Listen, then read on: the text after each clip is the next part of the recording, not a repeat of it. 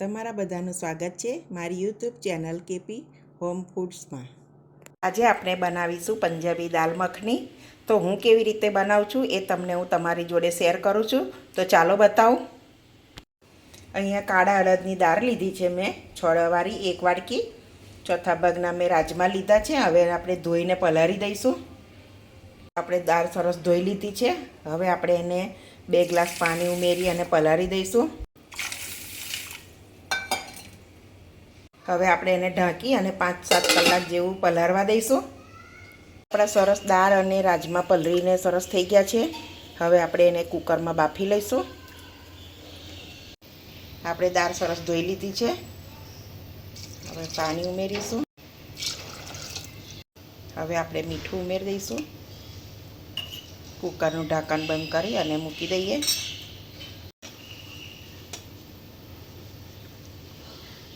તો આપણે એક કઢાઈ લઈ લીધી છે।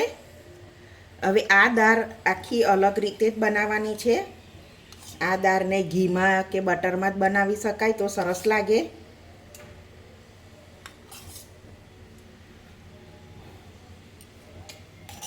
આનો વઘાર આખો અલગ હોય છે,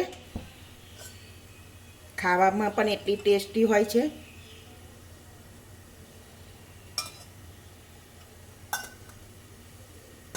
ગરમ થવા દઈશું એને।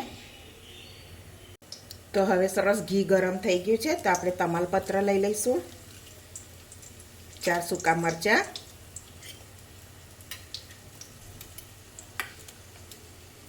આદુ લસણની પેસ્ટ, થોડી સતળેવા દેવાની, પછી એમાં ડુંગળી એડ કરીશું।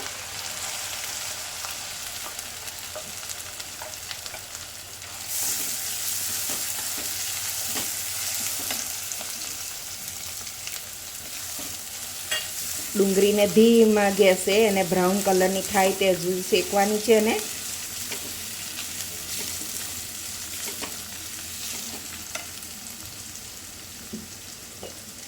ડુંગળી સરસ રીતે સતળાય એના માટે હું થોડું એના પ્રમાણમાં મીઠું લઈ લઉં છું, સ્વાદ પ્રમાણે। હવે એને આપણે બ્રાઉન કલર થાય ત્યાં સુધી શેકી લઈએ। તો આપણે ડુંગળીનો કલર સરસ બ્રાઉન કલર થઈ ગયો।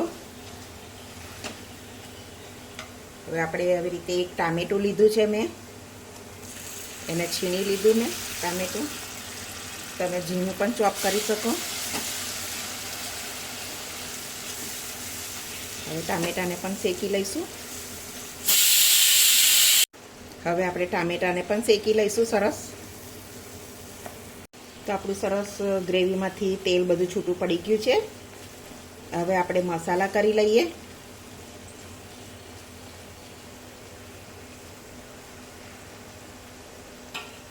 અડધી ચમચી હળદર,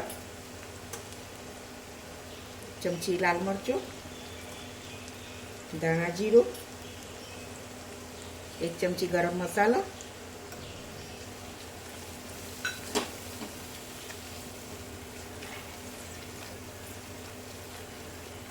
બધું મિક્સ કરી લઈએ બરાબર।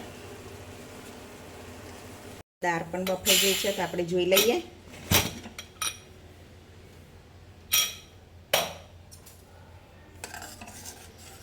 સરસ બફાઈ ગઈ છે।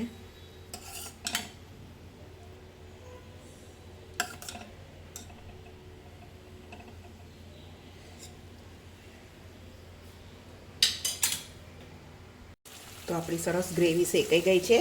થોડું પાણી ઉમેરીશું અને એને ઉકળવા દઈશું।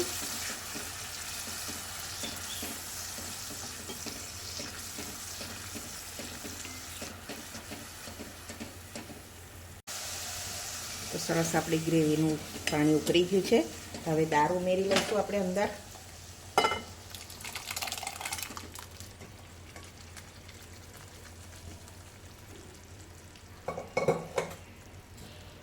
બરાબર મિક્સ કરી લઈશું સારી રીતે।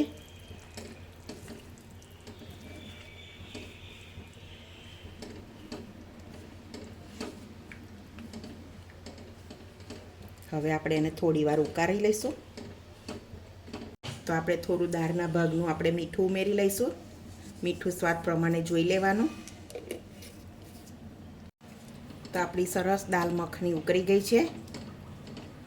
હવે આપણે થોડું એનો 1-2 ચમચી બટર અને ઘી લઈ અને એને તડકો કરી લઈશું. તો આપણે ઘી અને બટર લઈ લીધું છે. થોડું ગરમ થાય એટલે એમાં લાલ મરચું અડધી ચમચી, એને બહુ એ નહીં કરવાનું, નહીં તો મરચું બળી જશે.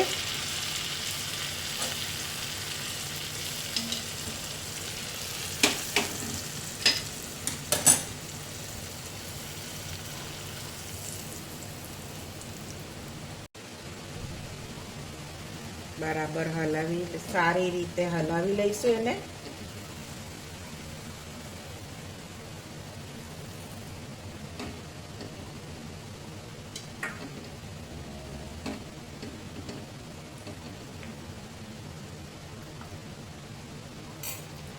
સરસ ધાણા સ્પ્રિંકલ કરી લઈશું. આપણી દાલ મખની બનીને રેડી છે. એક બાઉલમાં કાઢી લઈએ. તો આપણી આ દાલ મખની બનીને રેડી છે. તમે પણ એકવાર જરૂરથી આવો ટ્રાય કરજો. તો તમને આ મારી રેસીપી કેવી લાગી મને કોમેન્ટમાં જરૂરથી જણાવજો. જો મારી રેસીપી ગમી હોય તો વિડીયોને લાઈક કરજો, તમારા ફ્રેન્ડ જોડે શેર કરજો, મારી ચેનલને સબસ્ક્રાઈબ કરજો. તો હવે મળીશું એક નવી રેસીપીમાં. ત્યાં સુધી બધાને જય સ્વામિનારાયણ.